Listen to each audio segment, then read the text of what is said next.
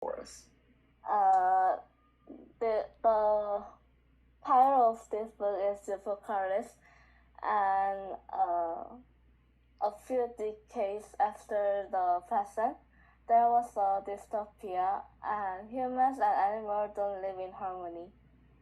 And one day, the animal get a plan, and now there's a war raging between animals and humans.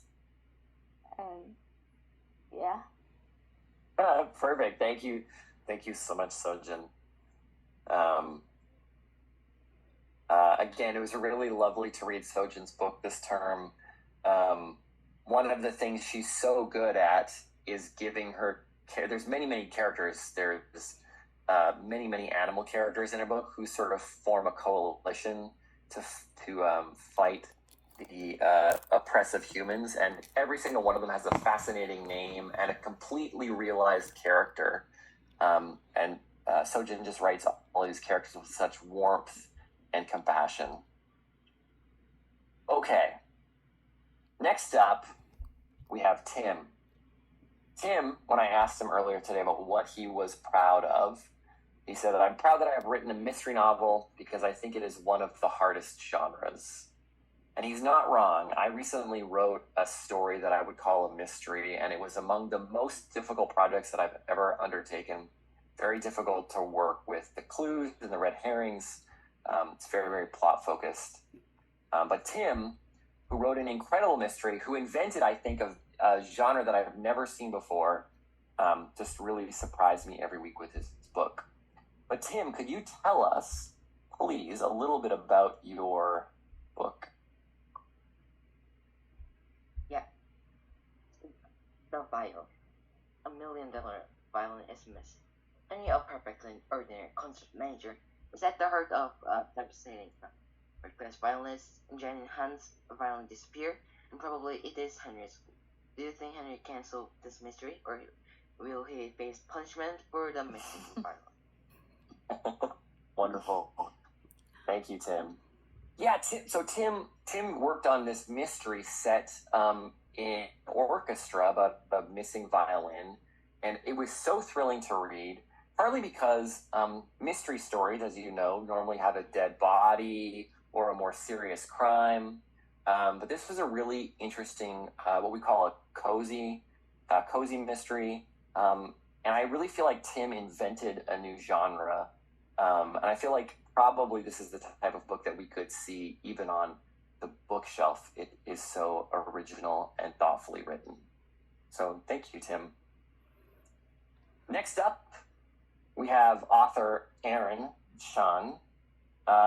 Erin told us earlier today that something she's proud of is all the dialogue that she wrote during the writing of her project because she thinks it is very intriguing. She could also probably be proud of the fact that her book really unsettled and scared me.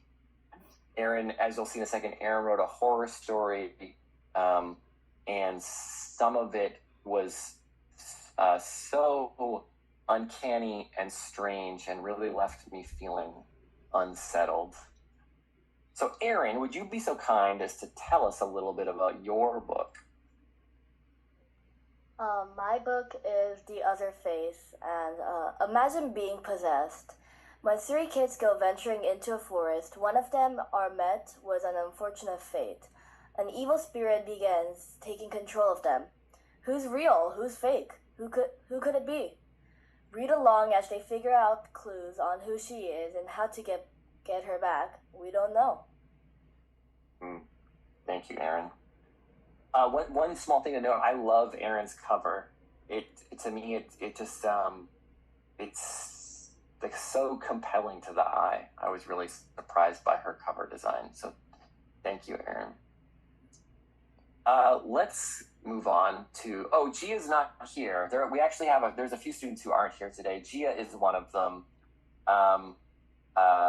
Gia, as she says here, I'm not here right now, and Greg wrote this quote instead of me, but that's okay. Gia's book, another wonderful mystery, another cozy mystery about a murder that takes place in an English hotel. And again, another beautiful cover. unfortunately, Gia is not here to tell us about her book. But keep your eyes peeled for it, and for Gia's writing. She's just a really fabulously capable writer. A writer who is here, though, right now is Daniel Choi. Daniel, when we asked him earlier today what he's proud of, he said, "I'm so proud because he made his very first book," which is so moving. I mean, I think that's one of the reasons that CWC in general and our spring term in particular are so special, which is that it gives all of our young authors a chance to be that for the very first time, to become an author for the very first time. So I'm really proud and pleased on Daniel's behalf. He worked very hard on his book. So Daniel, could you tell us a little bit about your book?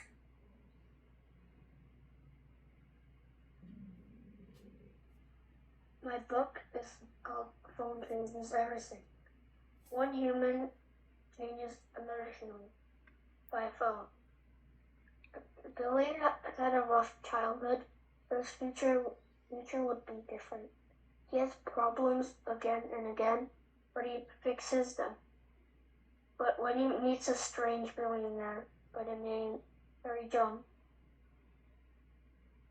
all of Billy's wildest dreams seem about to come true.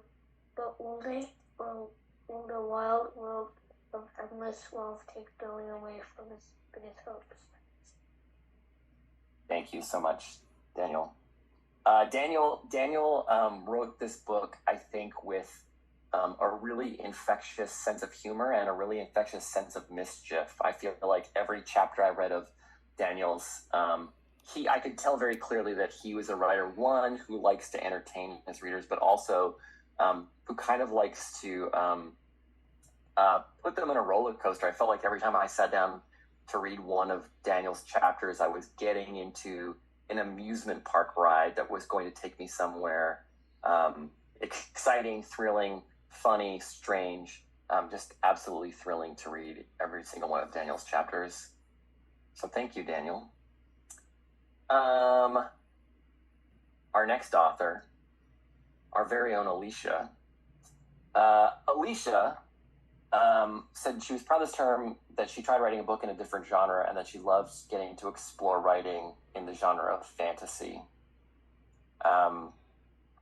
I think Alicia has one of the best premises that I have seen in the work of a young writer. I was so immediately envious of the central idea of her story.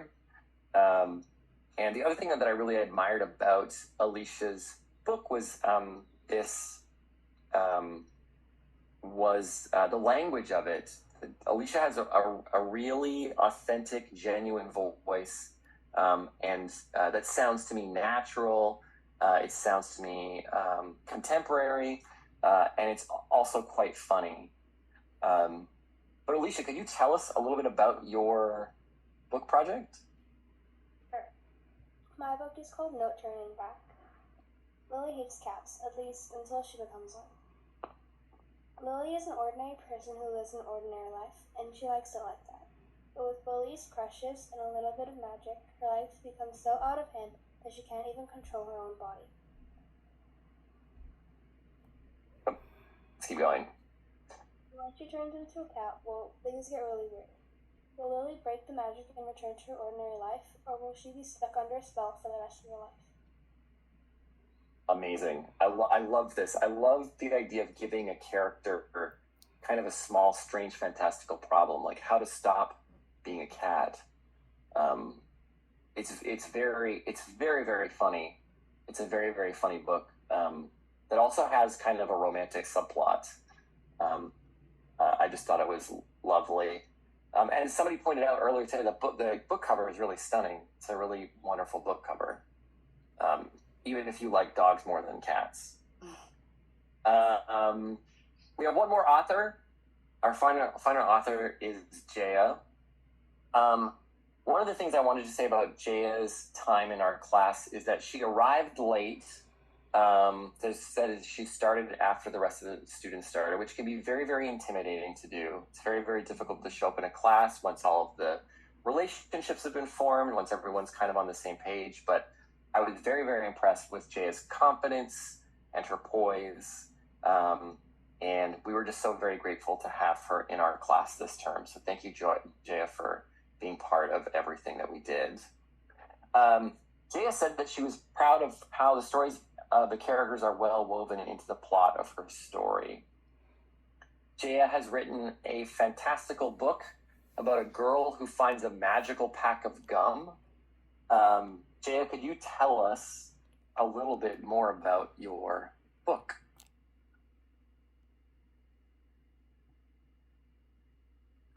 What do you do when you meet a spirit? Sophia picked up some gums and she meets spirit after that she has always. Instead, she listened to people interwords start acting and she fell into chills. What will happen to Sophia? Wonderful. Thank you so much, Jaya. Jaya worked so hard on this book. She worked so incredibly hard on this book. I think she wrote every chapter at least twice, translating it from Korean into English. She worked very, very diligently on a very big project. So, Jay, I hope you're proud of all of the work that you've done.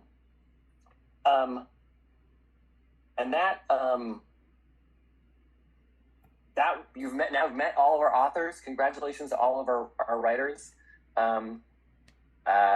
We have, before we go, though, there's one more thing we need to do, which is it's time for the 22nd annual CWC Awards. These are very prestigious. It's a very prestigious award ceremony.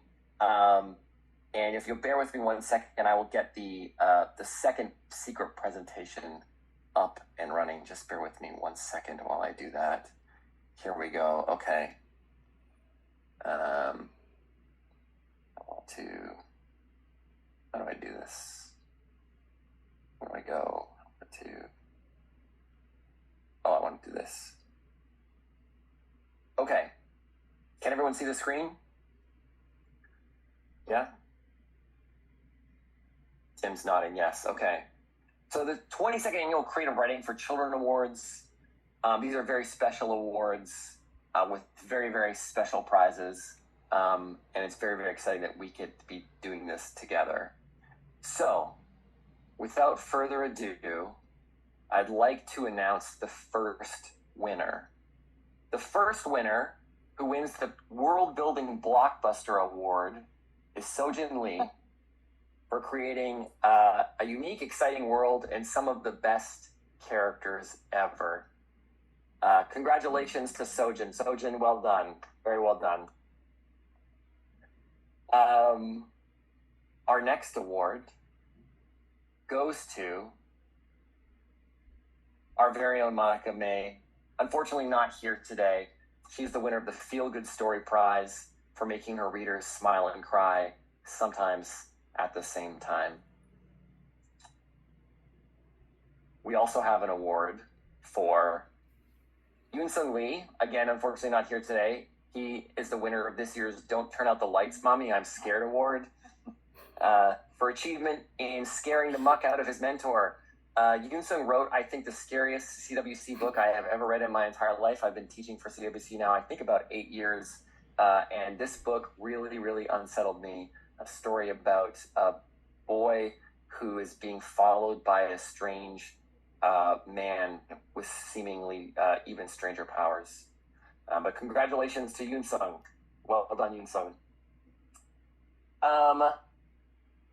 Our next winner is Tim. Tim wins the First Flight Prize for Genre Invention for achievement in creating the world's first orchestral mystery. I am not joking when I say this. Tim's idea for his book is absolutely original. I've never seen anything like it. And it's such a perfectly brilliant idea to set a mystery in an orchestral environment.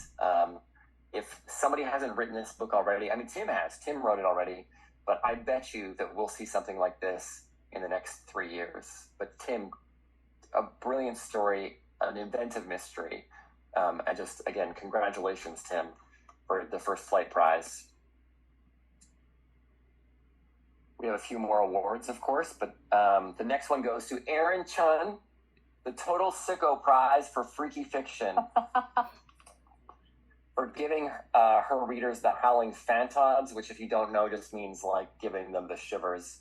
But Erin's the premise of Erin's story, a group of friends being harassed by some kind of strange entity, probably a demon, who begins taking over their bodies, is, again, much like Yunzung's story, just gave me the willies. So thank you, Erin, for scaring me. Congratulations. Our next prize goes to Gia-san, who's not here, but she wins the Brainful of Birds Award for putting birds in every chapter award. Gia put a bird of some type in every single one of her chapters, which seems silly, but actually it's part of a really thoughtful strategy that she had in terms of developing a set of images, creating a sense of like organization, reverberation, thematic connection is really, really beautiful and quite charming. So congratulations to Gia. Next up, Daniel Choi is this year's winner of the Reginald Wobblebottom Prize for Funny Names Award for achievement in creating the funniest character names, including the character we met just a moment ago named Harry Jum. I don't think Daniel and I know a character with a stranger, more funny, more silly name. So congratulations to you, Daniel. Very well done. Just a few more awards. We have an award for Alicia, the Aiden Left No Crumbs Award for achievement in writing with an authentic and genuine voice. As I said before, Alicia's prose writing is so incredible because I feel like I'm reading in like contemporary language that feels totally authentic to who Alicia is and to who the people of her age. So congratulations, Alicia, for that, and for making us laugh and smile. Next up, our last award winner goes to the Extraordinary Ordinary Award, which goes to Jaya O for achievement in turning everyday objects into fantastic ones. The central premise of Jaya's book is about a spirit that shows up every time the main character chews a piece of bubble gum. And it seems simple, but it's such a brilliantly easy, small conceit, and such a wonderful way of turning an ordinary object into something that's full of meaning, significance, and interest. And I feel like that's kind of a metaphor in general for what art and writing does. It takes the ordinary and makes it extraordinary. Okay,